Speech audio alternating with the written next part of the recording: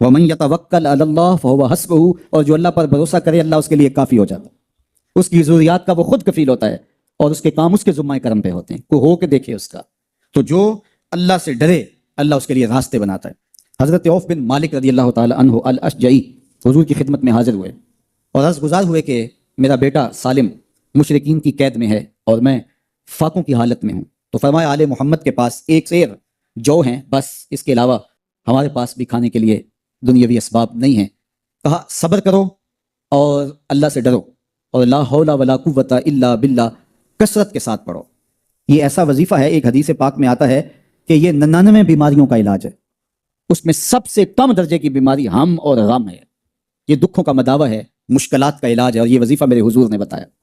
حضرت ابو ذر غفاری رضی اللہ تعالیٰ عنہ کو حضور نے 5 چیزیں بتائی تھی، ان میں سے 5ویں چیز یہ تھی کہ ابو ذر کثرت کے ساتھ لا حول ولا قوت الا باللہ پڑھا کرو۔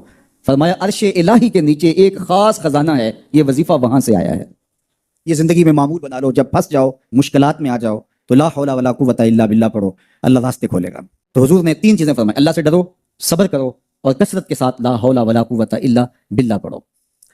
وہ فرماتے ہیں کہ میں یہ عمل شروع کیا، ابھی گھر میں بیٹھا ہی تھا کہ دروازے پہ دستک ہوئی، تو میں اٹھا کہ دروازہ کھولوں دیکھوں کہ کون ہے، تو دروازہ کھولا، دیکھا میرا بیٹا کھڑا ہے اور اس کے پیچھے 100 اونٹ کھڑے ہیں۔ تو میں نے کہا کہ تم اور یہ اونٹ؟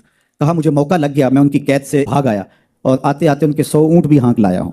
وَيَرْزُقْهُ مِنْ حَيْثُ لَا يَحْتَسِبُ، وہ تمہیں وہاں سے رزق دے گا جہاں سے تمہیں گمان بھی نہیں، اس کے ہو کے تو دیکھو۔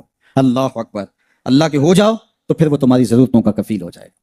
فرمایا حضرت عبداللہ ابن مسعود رضی اللہ تعالیٰ عنہ نے کہ کسی شخص کو فقر و فاقہ آ جائے تو وہ لوگوں کو بتائے کہ میں آج کل بڑے مشکل حالات میں ہوں، ہر وقت لوگوں کو بتاتا رہے تو اس کی مشکل بڑھے گی، اس کی مشکلیں آسان نہیں ہوں گی اس طرح۔ اور اگر وہ اپنی اس مشکل کو کسی سے شیئر نہ کرے بلکہ مصلی بچھا کے اپنے رب سے کہے کہ مالک فقر و فاقہ آ گیا ہے اور اس کا علاج تیرے پاس ہے، اس مرض کا مداوع تیرے پاس ہے۔ تو حضرت عبداللہ ابن مسعود فرماتے ہیں کہ رسول کریم نے فرمایا جلد یا بدیر اللہ اس کو مالا مال فرما دے۔ یہ بھی کبھی کر کے دیکھو، مشکل آ جائے، فاقہ آ جائے، مصیبت آ جائے، کسی سے نہ کہو، صرف اپنے رب سے کہو، پھر دیکھنا اس کی کرم نوازیوں کا می کیسے برستا ہے۔ فرمایا اللہ پر بھروسہ کرنے کا جو حق ہے اگر وہ تم ادا کر دو، وہ تمہیں ایسے رزق عطا کرے جیسے پرندوں کو عطا کرتے۔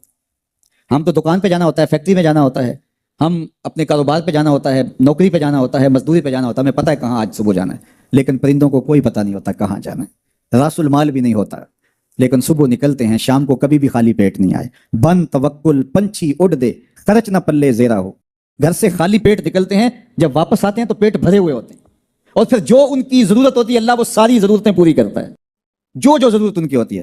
یہ شیر کتنا گوشت کھاتا ہے اللہ روز اسے دیتا ہے، یہ ہنس روزانہ سچے موتی کھاتے ہیں، اور آپ مارکیٹ میں لینے جائیں لاکھوں روپے لگا کے تولے ماشے کے حساب سے آپ خریدتے ہیں، پھر بھی آپ کو یقین نہیں ہوتا کہ یہ سچے ہیں یا 2 نمبر ہیں۔ اور ہنس دنیا پہ کروڑوں جانور پائے جاتے ہیں، روز کھاتے ہیں، صبح بھی، شام بھی، دوپہر بھی، پیٹ بھر کے کھاتے ہیں، اللہ روز انہیں عطا کر۔ کہا اس پہ بھروسہ تو کر کے دیکھو، وہ تمہاری ضرورتوں کا کفیل ہوگا، اس پہ بھروسہ کرو گے وہ تمہیں وہاں سے دے گا جہاں تجھے گمان بھی نہیں ہوگا۔ ارشاد فرمایا جو اللہ سے ڈرے اللہ اس کے لیے راستے کھول دیتا ہے، اور اللہ اس کو وہاں سے دیتا ہے جہاں سے اسے گمان بھی نہیں ہوتا۔ حضور نبی رحمت صلی اللہ علیہ وسلم نے ارشاد فرمایا 4 اشخاص ایسے ہیں جن کو جنت میں جانے سے کوئی چیز نہیں روک سکتی، اور فرمایا اگر لوگوں کے سست پڑ جانے کا اندیشہ نہ ہو تو اے عمر میں تجھ کو کہوں کہ یہ بات گلی اور بازاروں میں لوگوں کو بتا دو۔ تو پھر حضور نے 4 اشخاص کا تذکرہ کیا۔ ایک وہ شخص جو والدین کے ساتھ حسن سلوک کرتا ہے، دوسرا وہ شخص جس کی اولاد زیادہ ہے، ذرائع آمدنی تھوڑے ہیں، لیکن وہ اپنی اولاد کے پیٹ میں لقمہ حرام نہیں جانے دیتا۔ جب ذرائع آمدنی زیادہ ہو اور پھر حرام سے بچنا یہ بھی بہت بڑی سعادت ہے، لیکن جب ذرائع آمدنی بھی تھوڑے ہوں اور اولاد بھی زیادہ ہو تو پھر حرام سے بچنا یہ بڑا مشکل اور آزمائش کا مرحلہ ہوتا ہے۔ تو جو اس موقع میں رزق حرام سے بچا، قیامت کے دن حضور کے فرمان کے مطابق جنت میں جانے سے اسے کوئی شے نہیں روک سکتا۔ اور ہم صحابہ کی زندگیاں دیکھتے ہیں، فجر کی نماز ہوتی ہے، ایک صحابی جلدی سے اٹھ کے چلے جاتے ہیں۔ ایک دن آقا کریم نے پوچھا کہ ابو درداء کیا بات ہے؟ تو حضرت ابو درداء نے عرض کی حضور آپ جانتے ہیں آج کل مدینے میں کھجوریں پکنے کا موسم ہے، اور سحری کے وقت ٹھنڈی ہوائیں مدینے کی سرزمین کو سلام کرنے بھی آتی۔ میرے ہمسائے کے صحن میں ایک اونچا لمبا درخت ہے کھجور کا جس کا چکاؤ میرے گھر کی سمت ہے، اور جب ہوا چلتی ہے تو اس سے کھجوریں ٹوٹ کے میرے بیڑے میں گر پڑتی ہیں۔ میں جلدی جلدی اس لیے چلا جاتا ہوں کہ بچوں کے اٹھنے سے قبل وہ کھجوریں اٹھا کے ان کے گھر میں پھینک دیں، کہیں ایسا نہ ہو کہ میرا بچہ کوئی کھجور اٹھا کے اپنے منہ میں ڈال لے. یہ صحابہ کا مزاج. اور ہماری سڑک سے گنے کی ٹرالی گزر کر تو دیکھیں, ہم بچے کو شاباش دیتے ہیں کہ بڑا دلیر نکلا ہے. جس کو آج آپ حوصلہ افزائی کر رہے ہیں, کل بڑا ہو کے ڈاکو بنے گا, کل بڑا ہو کے راہزن اور لٹیرا بنے گا.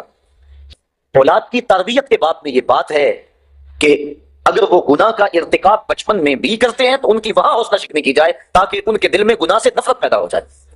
تو حضرت ابو درداء نے عرض کی, حضور میں اس لیے جلدی چلا جاتا ہوں کہ ہمسائے کے گھر سے جو کھجور کا درخت ہماری سمجھ چکا ہوا ہے, اس کی کھجوریں جو گرتی ہیں میں ان کو اٹھا کے ان کے صحن میں پھینک دوں تاکہ میرا بچہ وہ کھجور اپنے اندر نہ لے لے. اور آپ جانتے ہیں کہ حضرت امام حسین رضی اللہ تعالیٰ کو مسجد نبوی میں آئے, صدقے کی کھجوروں کا ڈھیر لگا ہوا تھا, بچے تھے, ایک کھجور اٹھا کے انہوں نے اپنے منہ میں ڈال لی. تو آقا کریم صلی اللہ علیہ وسلم تیزی سے آگے بڑھے اور ان کے حلق میں انگلی ڈال کر حضور نے کہا کہ اس کو نکالو باہر اور اندر سے کھجور باہر نکلوا دیں. میں اور آپ اپنے رزق پر اگر غور کر لیں اور اپنے رزق کی حلت کا سامان کر لیں تو عبادت کی لذت نصیب ہو جائے.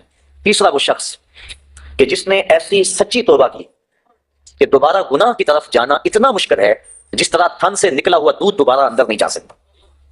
اور چوتھی وہ عورت جس نے اپنی ساری محبتیں اپنے خامد پہ نچھاور کر دی اور اس حال میں مری کہ اس کا خامد اس پہ راضی تھا.